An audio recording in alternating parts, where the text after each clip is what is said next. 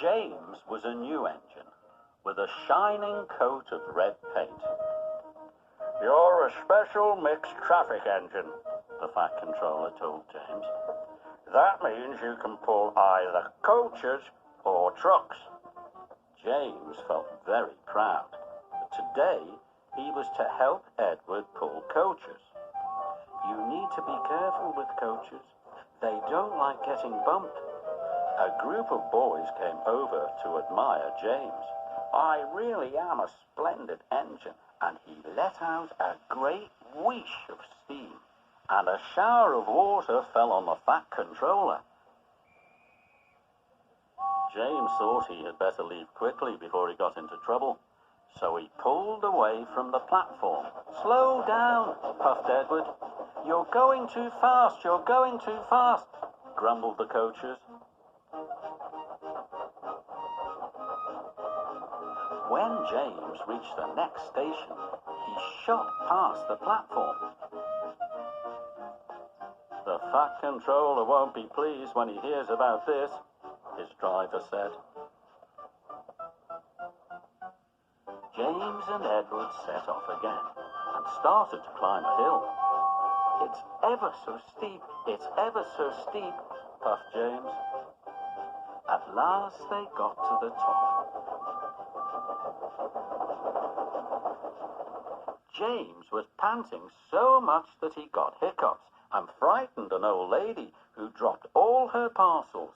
"Oh dear, the Fat Controller will be even crosser now," thought James.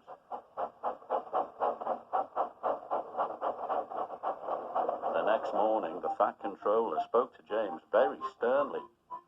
"If you don't learn to behave better, I shall take away your red coat and paint you blue," he warned.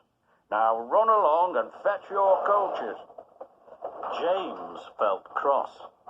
"A splendid red engine like me shouldn't have to fetch his own coaches," he muttered.